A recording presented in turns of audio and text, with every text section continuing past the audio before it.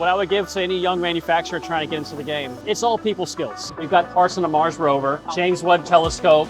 All SpaceX launches have parts from us. All the new fuselages for Airbuses have parts from us. But I'm not done with acquiring businesses. The letters are still going out. Wow. Have you ever wondered what it takes to be one of the fastest growing machine shops in America? I'm Buffy Hall, and I'm here at Pompano Precision today in South Florida, and we're going to go take a peek behind the scenes. Thank you for having us here today, Sascha. And I would like to share with everybody how you started Pompano Precision, a little backstory. I started out my career building weapons for the U.S. Navy as a civilian employee. Awesome. Good fun. They let me travel all over the world. I go to places like Guam, Saipan, Japan. Then they tried to promote me into a desk job. This was about the same time as the COVID thing was going on. So I'm thinking, I don't really want to do this anymore. So I started writing letters to machine shop owners all across the state. Found Tech. The owner, Derek, and I, we hit it off. We made a deal. I got into business. Small 3-man EDM shop. But in 2022, George, one of my customers, he comes into the shop and I'm thinking about retirement. And I'm thinking, wait a minute, I did this once already. Right. Give him a lowball offer. Turned out he actually had 2 other offers that were higher than mine. But the idea with those offers were they were going to fire everybody and move everything up north or overseas. Out of loyalty to his employees, he took my offer. We made a deal. I took it over. And we've been scaling ever since. We're up to 17 Swiss machines, thanks to you guys. I visit a lot of machine shops like this, but the feeling in here is friendly, respectful, warm. Before, there wasn't really much camaraderie. When I took over, we only had 26 employees at the time, and most of them were high turnover guys. So I started instituting, monthly luncheons, things like that.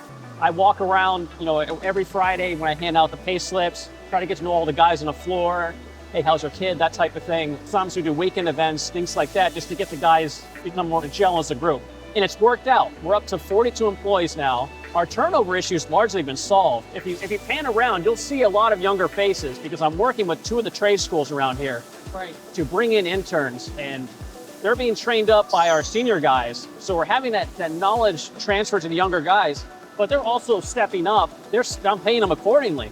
It's not like I'm just going to keep them on the floor. I'm saying, hey, you might be 22 years old, but if you show me you can do X, Y, and Z, you're going to get paid like you can do X, Y, and Z, and you're going to get the title like you can do X, Y, and Z.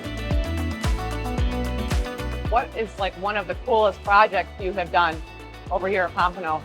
Well, between Pompano and Tech, we've got parts on the Mars rover, Wow. James Webb Telescope. Before that, the prior owner had parts on the Hubble telescope. All SpaceX launches have parts from us. Some of the Blue Origin ones do. All the new fuselages for Airbuses have parts from us. Also, if any of you have implants, expecting your knees or hips, things like that, it could be from us. Wow.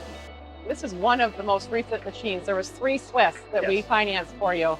You want to share your experience with Buffy the Machine Tool Slayer, how it went? Sure.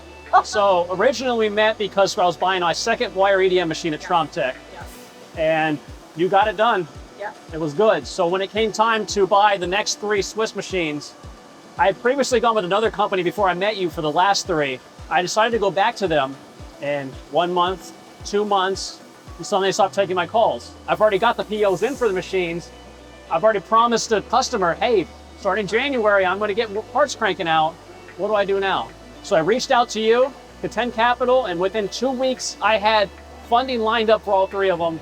Purchase orders in. I got machines here in December, and parts are coming off in January. I love it. That's awesome.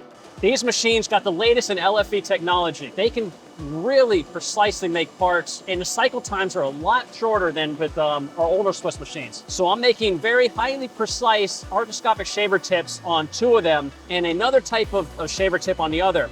But they're all coming off. Beautiful. I know you are very young, but what advice would you give to younger Sascha or to a young guy looking into this? So what I would give to any young manufacturer trying to get into the game, I didn't know this at the time as an engineer. I thought it was all numbers and whatever. Right. It's all people skills. You've got to be able to relate to people, but not only that, go out in the network with different manufacturers, different vendors, and then if you go to these different manufacturing associations or networking events, you find out about your area.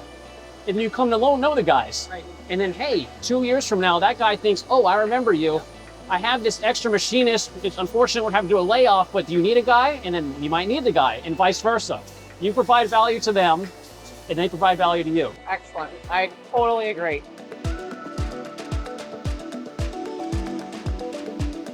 I kind of want to know where you plan to take this. Because in what, 3 years? Yep. What you've already done? I can't imagine what's going to happen in the next. Well, there's still growth to happen.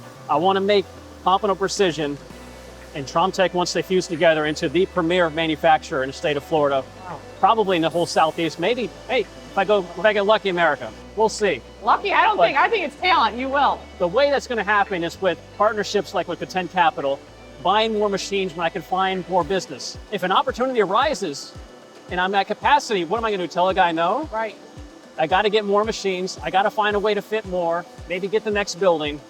But I'm not done with acquiring businesses. The letters are still going out because there's other capabilities out there. You know, I don't have a really big lathe shop.